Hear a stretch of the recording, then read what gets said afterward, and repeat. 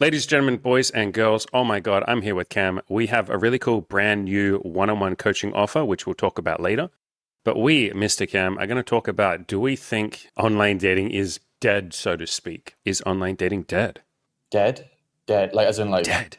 buried in like Dead. cremated. Gone. Run away from online dating. Don't do Tinder. Don't do Hinge.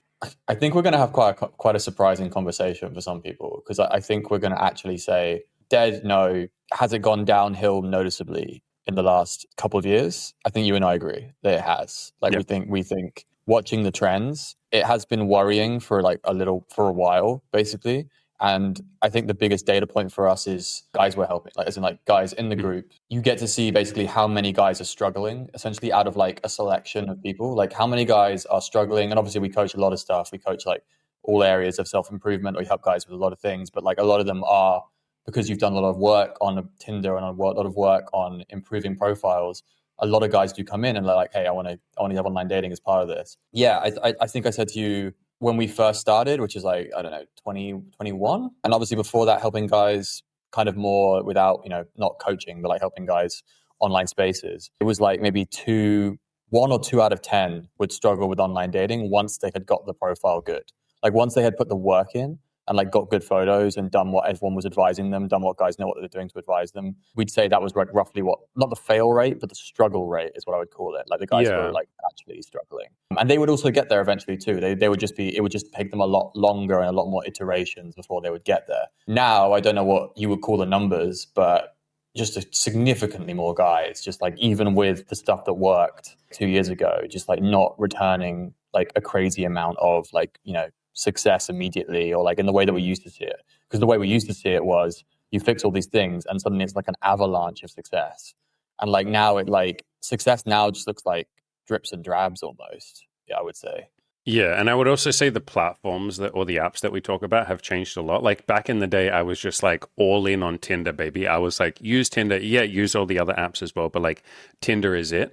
These days, I meet way more people through Hinge, and we've had plenty of clients that meet people through Bumble. I know you like Bumble. Like I tell people definitely use Tinder, but Tinder is like almost the third option for me now. Like it's just not what it used to be. I don't know if it's just that it's Yeah. become so pay to win. Like, and when I say pay to win, like using super boosts and all of that stuff. And we were doing that before, but now I feel like some of our clients will use a super boost and get like a couple of matches. Whereas back in the day, you'd get like 20 or 30. Yeah, Tinder's like been very gamified on the app and Yeah. everything. I noticed that like in some places it's like the hookup app, but I don't know, like I travel a lot, so I go around. Like any Western country, Hinge is basically the big one now. Like it's just the Yeah. biggest one. It seems to have the Bumble would be this. It's actually I think in a lot of places it's Hinge, then Bumble, then Tinder now, which is crazy when you think about it because Tinder was so dominant for so long. It was like the Netflix of Yeah. dating apps. It was like just the dominant name.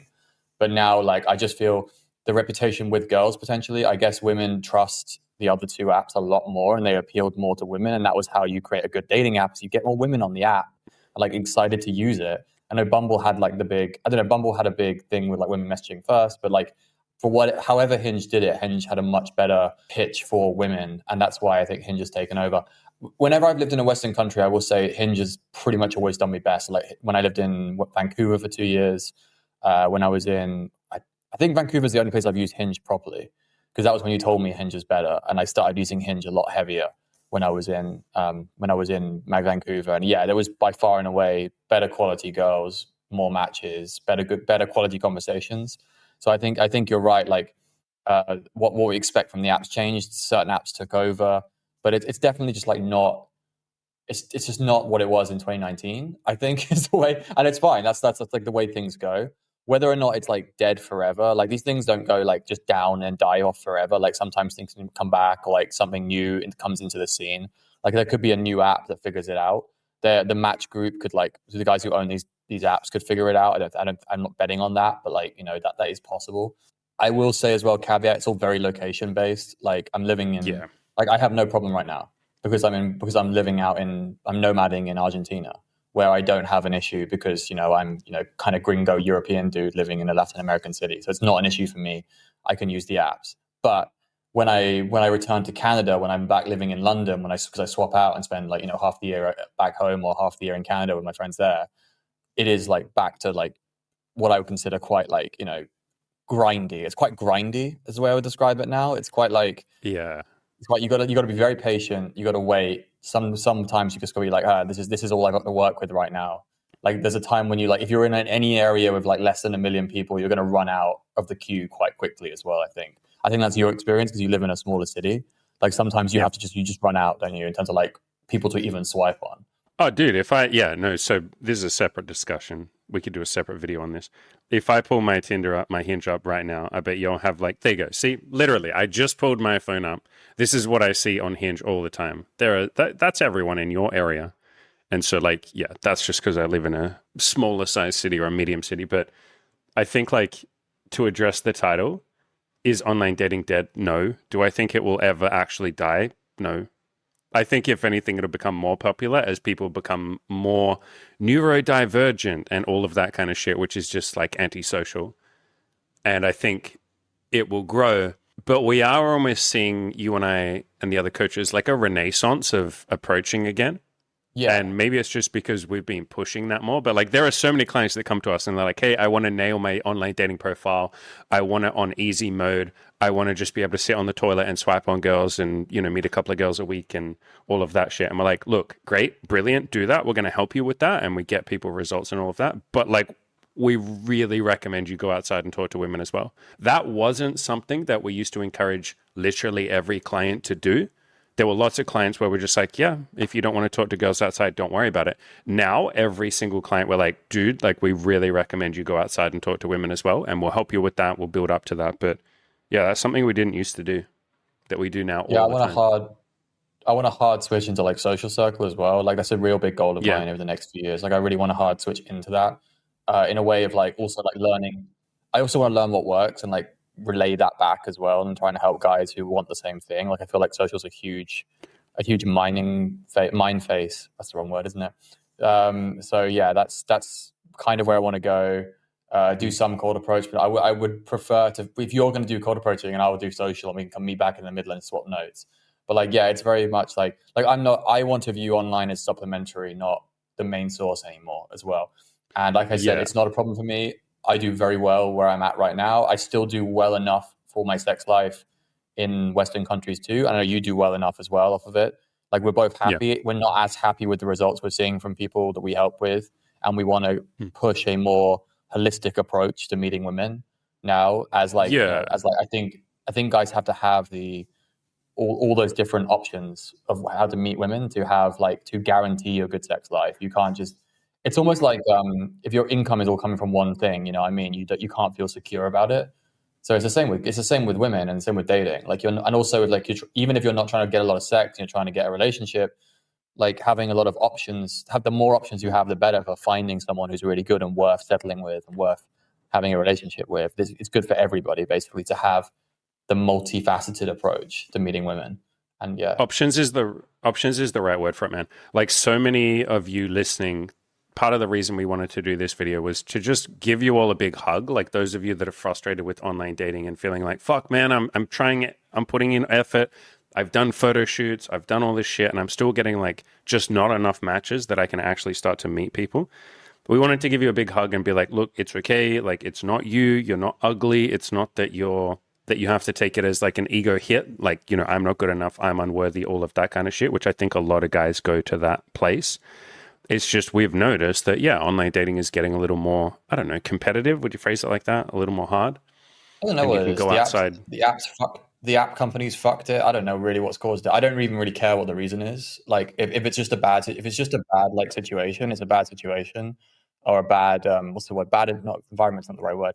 If it's like just a difficult area at the moment for you, it's a difficult place to go and meet girls. It's the same as if like you walked into the club and if you went into the club 6 nights a week and no girl wanted to talk to you, I would tell you that is not a very good place for you to go Don't and meet go women to the because fucking club. you're not getting green signals. That's a great place to go and meet women. So like if someone is just like, I've been swiping on the apps, I've done 5 photo shoots and I've got like 1 match in 6 weeks, I'm gonna tell them like to be the truth. You got to tell them the truth and be like, hey, you're not getting green signals from this as a method of meeting girls. Maybe we need to like build you a social circle, try and meet girls through friends. Maybe we need to get you like talking to girls in like cafes, etc. when you're out and about. like which is what approaching is. That would be the solution to someone who's having that problem. Like so many guys, like I guess guys really want it. They really want to have that. Like they see it as like something they really, really want to have.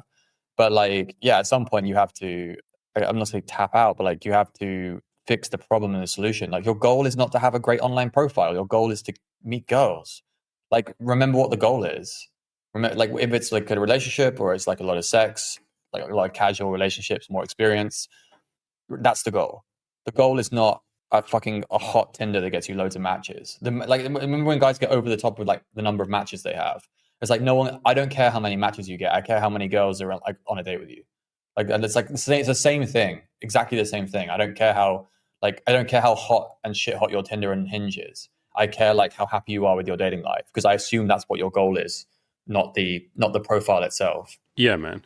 And I think let's talk about like, I don't know if this is just me and my perception, but I feel like approaching during the daytime, like cold approach, whatever you want to call it, has gotten easier. Like, because no one's doing it. Yeah. No, dude. Less and less people are ever doing it. Yeah. Since lockdowns and COVID and all of that kind of stuff, yeah, I feel like a lot of people moved to online. And yeah, but the next generation also has only known that as well. That's the other thing. So the generation that's coming up has only ever known online dating. That's another huge thing. Like they were teenagers when they were like barely teenagers when it first came out. Probably some of them were Gen Z, but they're born in 2000. Tinder was like 2012, 2011. It started getting big. Yeah, that was roughly when I jumped on it. Yeah. Yeah. And so I feel like our clients get way more results. Like a lot of our guys, you know, the guy in our coaching group right now, the guy that starts with A, you know who I mean when I say him? Like he's not amazing at approaching. He's just like a normal guy that's just like, hi, you're cute, I'm nervous. He's already getting results and going on dates and stuff from like approach. And he's done like what, like 20 approaches or something? Like he's doing fuck all. Me, myself, I had that little batch, you know, since broke up with Imi. I went and approached 15 women, hooked up with 2 women, one of whom is Molly, the girl that I'm seeing right now, who's just like a fucking amazing human being. And like back in the past, man, I would have to approach like 50 women to have a date and sleep with someone. Now it feels like I approach like 5 to 10 and I'll sleep with someone. I don't know how much of that is just the modern era and like we said, I get what you're saying though. Like approach and meeting in person is like feels like easy mode now in comparison to online spaces, which as you said, it's just become more competitive. You said competitive, you as more and more guys are like beating their heads against the wall trying to like work out online dating. Like meeting girls out in the open is just becoming like easy mode. Yeah, once you get over your approach anxiety, if you have it, and obviously, and like it's scary as fuck. But yeah, other than that part, yeah, you're going to have a lot more. Yeah, but even then, like I feel like we're so much better at helping people approach who used to be like the guys that you wouldn't think would ever be able to approach. I think a big part of that is like basically the approach anxiety program that we use, like go outside and start thinking about talking to women. Do that for a couple of days. And that's what we give to every single person in our coaching program. And like, how many times have we had a guy who's just like, I've never approached anyone in my entire life. I don't know if I can do this. I don't know if I'm even capable. And then like 6 days into his time in the coaching, he's like, holy shit, I just did my first approach. Holy shit, I did more. Like, I think we're better at helping people do that stuff. Whereas before we would often just say, it's fine, man. Don't worry about approaching in person. Just use online dating. I think we've had to get better, like you and I, at helping the hard cases with approaching. And it is something that I can almost just like draw a line in the sand now and say, like, if some guy came to me wanting to work on his dating life or his sex life or relationships or whatever, I would just say, like, look, if you want to work with us, we are going to get you to approach. Even if you say, I'm scared, I don't know if I can do it, like, we're going to do whatever needs to be done to help you with that. We'll hold your hand, we'll babysit you, all of that. Like, it's not something... Even if they don't have a lot of success from it, the skills and growth you get from it are crazy. Like the growth you get from just being able to go up to girls and be like, hey, I think you're cute. Can we out? Is there a possibility we can have a date or get your number, etc.? Like the ability to understand like how to do things when you're scared, like your social ability increases, your social awareness, like all this stuff just increases so much. I've heard like random self-improvement, like mainstream self-improvement guys that I follow, like we're very like, socially acceptable people, unlike us, with us two vagabonds. But like this guy who's like super socially acceptable, and when he coaches guys and like helps them out, he makes them approach. Like at some point, you're going to go have a conversation with a woman you find attractive, and you're going to ask her if she wants to go on a date with you.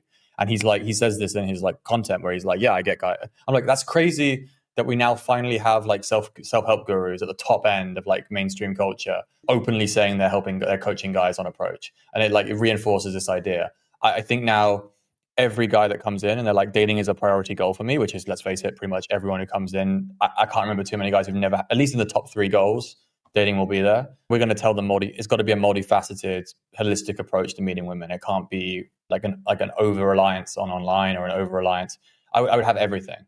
Like you're going to be on all the apps. You're going to have your profile. Your profile is going to be great because we're going to give you advice on that.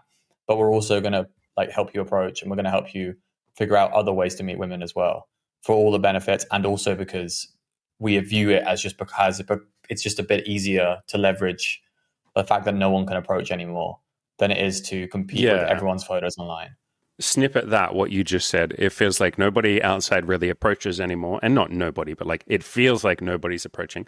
And it feels like everyone's on the dating apps. And so, yeah, put those two things together. You go outside, walk up to a woman and say, hi, you're cute. Are you single?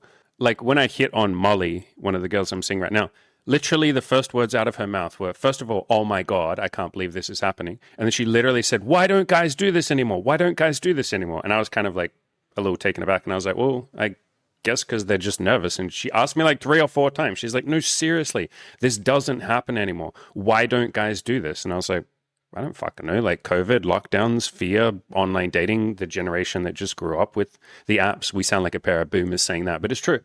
It is true. You're right. Like if some girl's like 18 to 25 now, all she's ever known in terms of dating since she hit 18 is like online dating. Like online dating has existed for the entire time that she's been 18 plus and single. And so you're right. It's almost like it's just you've grown up with that, and people don't, or as many people don't go outside and talk to people anymore. You do it, you stand out. You look like the fucking confident man. Even if you literally walk up and say, I'm scared, I'm nervous, oh my God, you're so cute. Are you single? She's like, holy fuck, who is this guy? I don't recommend doing that bit, but if Andy does, I'm gonna tell guys to just to fake confidence. I think that's gonna be my style. I'm gonna tell you to fake everything. Fake it, bro. Fuck off. Get the fuck off my channel. You're gonna talk about faking and lying? Get the fuck off my channel, son. Talk about lions. Get the fuck out of here. Do you have something to mention to the audience? Do I have something to mention to the audience? My fucking dick, son. And we have a coaching deal. So right now, your legends, I'm opening up 2 slots for my one-on-one coaching. So the big hardcore coaching that I used to do, where you'd get access to the big VIP group coaching program and daily access to me. You can message me every day. You and I will also sit down on a one-on-one coaching call every single week.